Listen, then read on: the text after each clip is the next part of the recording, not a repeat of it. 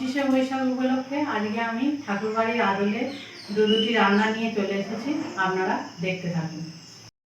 প্রথমে আমি রান্না করতে চলেছি এঁচোড়ের দই বড়া। তার জন্য আমি এখানে এঁচোড় ছোটো ছোটো করে কেটে নিয়ে সিদ্ধ করে নিয়েছি। এবার এটাকে হাতের সাহায্যে ভালো করে পেস্ট করে নেব। এঁচোড়টা আমি ভালো করে মেখে নিয়েছি।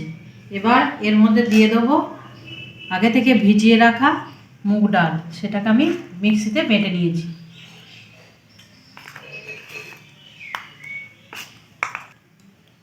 দিয়ে দেবো একটু কাঁচা লঙ্কা বাটা, দেবো অল্প পরিমাণে চিনি আর পরিমাণ মতো নুন। এবার এটাকে আমি ভালো করে বড়ার মতো মেখে নেব।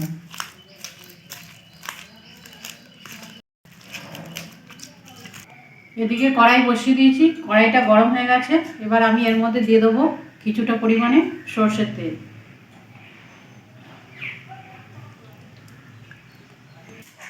তেলটা আমার গরম হয়ে গেছে। এবার এর মধ্যে আমি এটা বড়ার আকারে ভেজে নেব।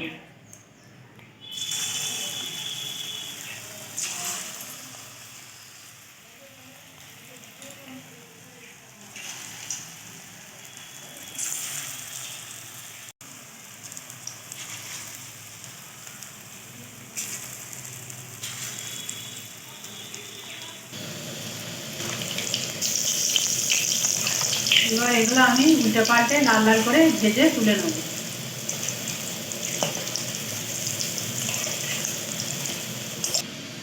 বড়াগুলো ভাজা হয়েছে, এবার আমি এটাকে তুলে নেব। এইভাবে সবকটা বড়া আমি ভেজে নেব।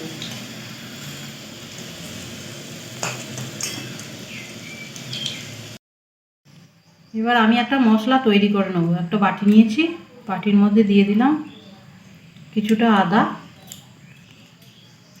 ধনে গুঁড়ো আর জিরে গুঁড়ো।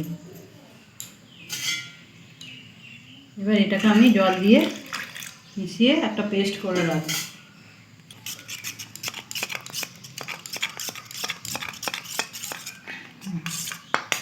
এবার আমি এই তেলটার মধ্যে এই পেস্টটা দিয়ে দিলাম পরিমাণ মতো নুন আর চিনি। এবার এটাকে আমি ভালো করে কষাতে থাকবো। মশলাটা আমার ভালো করে কষানো হয়ে গেছে। এবার এর মধ্যে আমি দিয়ে দেবো ফেটিয়ে রাখা টক দই। এবার এটাকে আমি ভালো করে মিশিয়ে নেব। এবার আমি ভেজে রাখা বড়াগুলো দিয়ে দিলাম।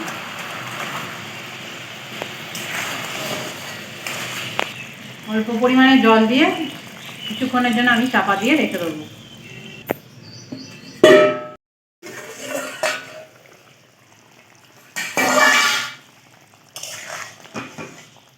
এবার এর মধ্যে আমি একটু ঘি আর গরম মশলা ছড়িয়ে নামিয়ে দেবো।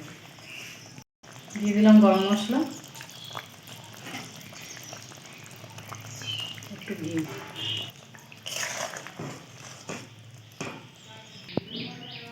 একটা রান্না আমাদের হয়ে গেল। দেখতে থাকুন পরবর্তী রান্নাটি।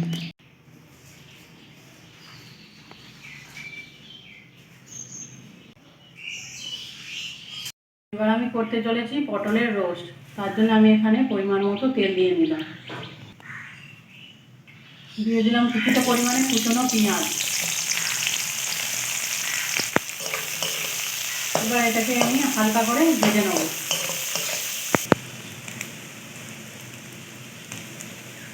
এরপর এর মধ্যে আমি দিয়ে দেবো আদা বাটা,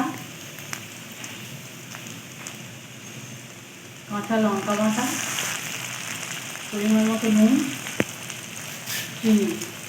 এবার এটিকে আমি কষতে থাকবো। এইভাবে পটলগুলোকে কেটে নিতে হবে। এবার এই পটলগুলো আমি এর উপরে সাজিয়ে দেবো।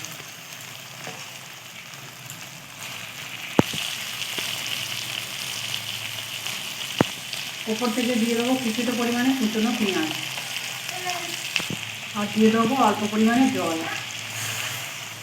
এবার এটিকে আমি ঢাকা দিয়ে দেবো। ঢাকনাটা খুলে আমি এবার দেখবো কতদূর রান্নাটা হয়েছে।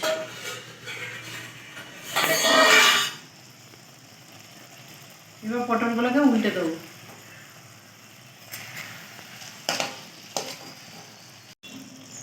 উল্টে আমি আবার এদিকটা চাপা দিয়ে দেবো কিছু সময়ের জন্য।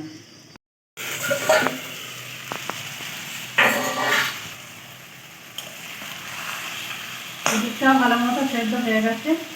এবার আমি এর মধ্যে তেঁতুলের কাঠ দিয়ে নামিয়ে দেবো।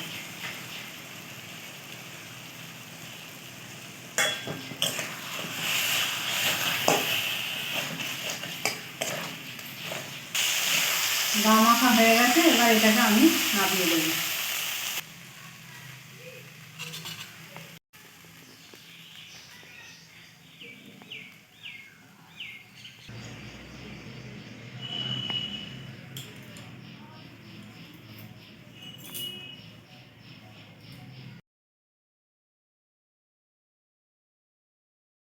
ঠাকুরবাড়ির আদলে তৈরি রান্না দুটি যদি আপনাদের ভালো লেগে থাকে অবশ্যই লাইক করবেন, কমেন্ট করবেন, শেয়ার করবেন, সাবস্ক্রাইব করে পাশে থাকবেন। ধন্যবাদ।